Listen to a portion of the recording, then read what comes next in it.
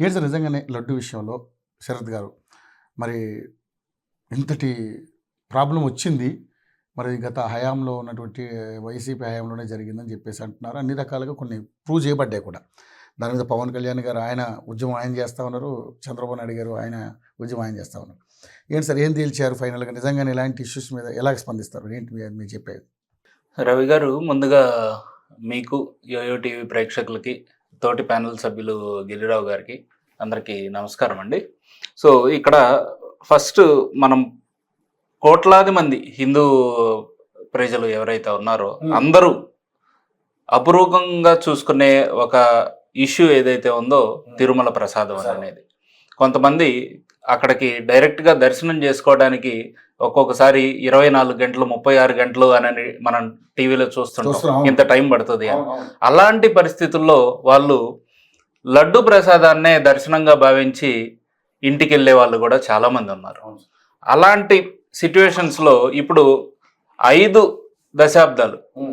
దశాబ్దాల నుంచి ఒక టెండరింగ్ ప్రాసెస్ ఏదైతే ఉందో తిరుమల తిరుపతి దేవస్థానానికి, ఆ టెండరింగ్ నిబంధనలు ఏవైతే ఉన్నాయో అన్నిటినీ తొంగలో తొక్కారు గత పాలకులు. ఎవరైతే 2019 నుంచి 2024 దాకా ఉన్నారో వీళ్ళు తొంగలో తొక్కడానికి కూడా ఒక రీజన్ ఏంటి అని అంటే అన్యమతాన్ని ప్రమోట్ చేయటము, దాంతోపాటుగా హిందువులు దేవుడికి ప్రజలకి భక్తులకి మధ్య ఒక దూరాన్ని పెంచడం అనేది వీళ్ళ మెయిన్ ఎజెండాగా కనపడుతుంది.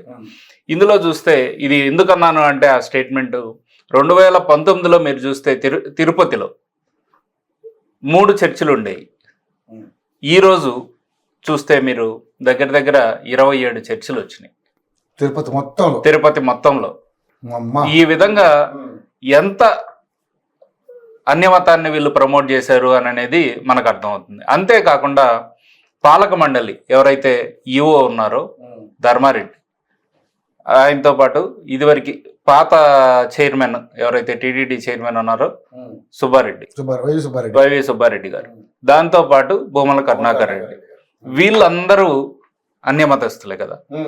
ఏ రోజైనా వైవి సుబ్బారెడ్డి గారి భార్య బైబిల్ లేకుండా బయటకు వచ్చిందా? మీరు ఎవరైనా చూసారా? రెండోది, భూమన కరుణాకర్ రెడ్డి గారి కుమార్తె వివాహం ఈ మధ్య కాలంలో జరిగింది. అన్ని ఛానల్స్లో ఏమని వచ్చింది? క్రిస్టియన్ సాంప్రదాయం ప్రకారం భూమల కరుణాకర్ రెడ్డి గారి కుమార్తె వివాహం అంగరంగ వైభవంగా జరిగిందని వచ్చింది. ఇతను ధర్మారెడ్డి ఎవరైతే ఉన్నారో నాసిరకమైన వస్తువుల్ని తీసుకొని వచ్చి ఆ కాంట్రాక్టుల మొత్తాన్ని మార్చి టెండరింగ్ ప్రక్రియనంతా మార్చి ఇదివరకు 50 సంవత్సరాల నుంచి ఏదైతే నందిని స్వచ్ఛమైన ఆవు నెయ్యి ఏదైతే ఉందో దాన్ని కాదని చెప్పి టెండర్ ప్రక్రియలో 3 అంశాలను మార్చారు. ఫస్ట్ వన్ వచ్చేసరికి 250 కోట్ల టర్నోవర్ ఉండాలి ఒక కంపెనీకి అనే దాన్ని 150 కోట్లకు తీసుకొచ్చారు. రెండోది, మినిమం ఆ 12 టన్నుల నెయ్యి ఉత్పత్తి చేసే కంపెనీ అయి ఉండాలి అనే దాన్ని 8 టన్నులకు తీసుకొచ్చారు. మూడోది, కంపెనీ ఏదైతే ఉందో అది 3 సంవత్సరాల ఎక్స్పీరియన్స్ ఉండాలి నెయ్యి ఉత్పత్తి చేసే దాంట్లో కావచ్చు, ఎవరికైనా డిస్ట్రిబ్యూట్ చేసే దాంట్లో అని అనేది ఉంటే దాన్ని తీసుకొచ్చి 1 సంవత్సరాన్ని పెట్టేశారు. అదే కాకుండా తిరుపతి ప్రసాదంలో వివిధ రకాల ప్రసాదాలు ఏవైతే జరుగుతాయో అందులో 48 ఇంగ్రీడియంట్స్ ఉంటాయి. 48 ఇంగ్రీడియంట్స్ ఉంటాయి.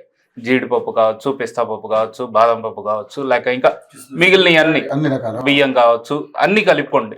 మనం వడలు చేయడానికి కానీ అన్నిటికీ వాడే అన్నీ తీసుకుంటే 48 రకాల ఇంగ్రీడియంట్స్ని నాసి రకమైన వాటి కాంట్రాక్టర్లకి ఇచ్చే దాంట్లో కూడా ఈ ధర్మారెడ్డి అనే అతను పాత్ర పోషించాడు. ఈ ధర్మారెడ్డికి అండ్ ఈ వైసీపీ చైర్మన్ ఎవరైతే ఉన్నారో భూమన కరుణాకర్ రెడ్డికి, వీరికి దేవుడు అంటే కనీసం భక్తి లేదు. దేవుణ్ణి రాయితోటి పోల్చిన వ్యక్తి భూమన కరుణాకర్ రెడ్డి అయితే, ఈ ధర్మారెడ్డి కొడుకు చనిపోయిన 11వ రోజే గుడికి వెళ్ళి గుడికి మహిళని అపవిత్రాన్ని తీసుకొచ్చిన వ్యక్తి ఈ ధర్మారెడ్డి.